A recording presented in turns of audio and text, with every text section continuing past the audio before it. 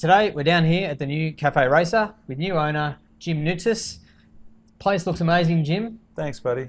Well done, congratulations. It's great to see the place back on Beach Road. So tell us a bit about it. Look, it's always been a bit of a dream, and going up and down Beach Road, for the last 30 years. And I remember Cafe Racer opening probably 17 years ago, and it was never a thought till probably about 5 years ago. We always spoke about it, but never thought I'd actually go ahead and do it. And it's sort of I asked Alex, the last owner, if he was ever interested to give me a call, and he gave me a call. So I had no choice. I had to run with it. Fantastic. So Now it's a great iconic spot for both it is. cyclists and triathletes, particularly in Melbourne, but also globally. It's well known that people are coming to town. I know even yesterday you had Eric Banner and a couple of guys in here. Is that important to you in terms of who's using the cafe? Yeah, look, it is, because it started off as a bit of a motorbike thing, and then triathletes and cyclists took over, and it's been a bit of a hub since then. Everyone starts and finishes from here, and we get a bit of a mix, because when I first started doing triathlons in 85, 86, there wasn't a lot of us around, and triathletes and cyclists didn't mingle much, where now it's become a bit of a hub. Everyone just sort of walks in and out, and you get a bit of a decent vibe in here, so it's good. Yeah, absolutely. So, and tell us a bit about how you got involved in the sport, and obviously you end up down here, and a cafe's a long way from running up and down Beach Road yourself. It was look, I got in just by chance. I remember seeing a triathlon at Elwood, probably late 85. And just sitting around, thought this would be a bit of fun. Finished playing footy, and my wife and my best mate dared me, and that was a Sunday. And I remember the next day I was in the pool learning how to swim. And look, it was there wasn't too many of us around. And I remember 85 trained and did the last saltwater classic in Footscray, Melbourne River. And it was 416 and 5, and it was the most daunting thing I've ever done in my life. And I still remember how frightened I was to swim 400 metres. It was just crazy.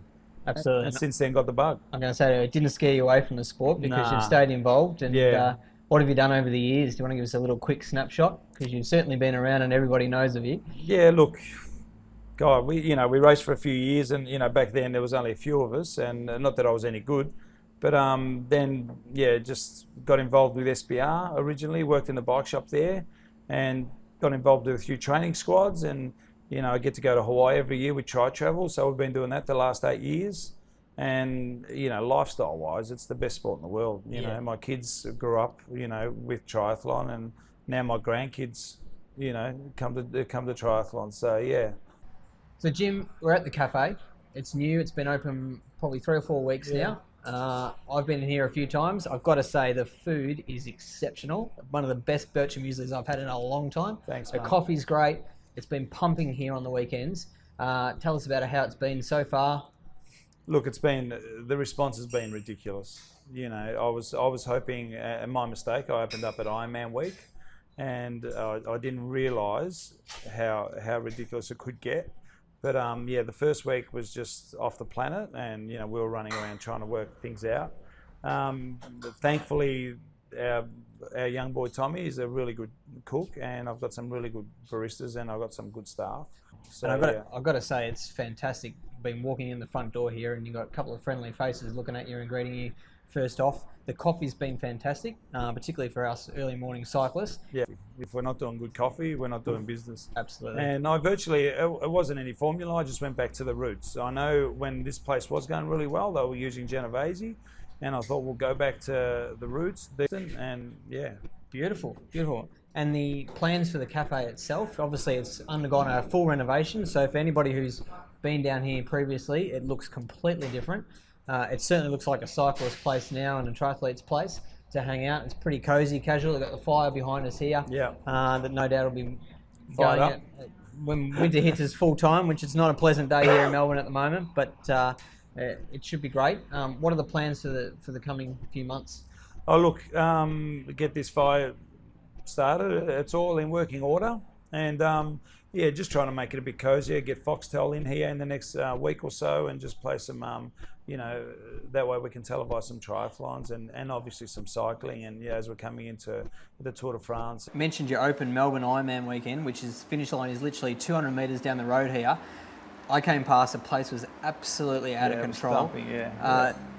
The decision to do that in terms of open Ironman weekend, was it even thought of, or was it just coincidence? Look, I really wanted to open up the week before, and then because I knew through my relationships over the 30 years, I knew that I would get a certain amount of triathletes back in, and just to say hello. So I knew we were going to get a bit of business the second week. But as it turned out, I got a little bit sick. So yeah, we ended up opening on the Tuesday. And yeah, and then, you know, I had, you know, Greg Welsh come in, and I had Royalty coming in that whole week, and I had Luke McKenzie come in, and I've got Luke Bell. Luke Bell's been hanging out every day, but we've been mates for 15 years, you know. So, and I got Mary Beth to wear a racer cap, and she came second overall. Fantastic.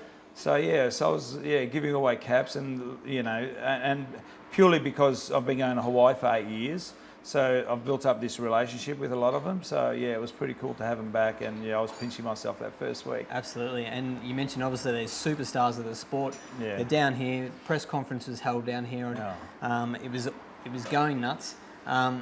Those guys, in terms of their support for the cafe, but also the Melbourne triathlon culture, how do you see that sort of rolling forward into the future? Look, at the end of the day, I'm still a tri geek, and they know it. So I've had so much support from the triathlon community. Everyone that's involved in triathlon that has some relationship with me has been down here every day, every second day, and they're having meetings, and you know, so you know, the triathlon culture is huge. You know, from when we started with a couple of groups back in the early 90s. Now, you know, there's some big groups around. So so the culture's out of control, especially triathlon culture. Yeah, absolutely. And it's, you know, so much fun, and I just want this place to be a hangout for triathletes. Well, it's certainly going down that path. Jim, thanks for the time today. It's been awesome. This is certainly the place to be now. Thank you. In Melbourne.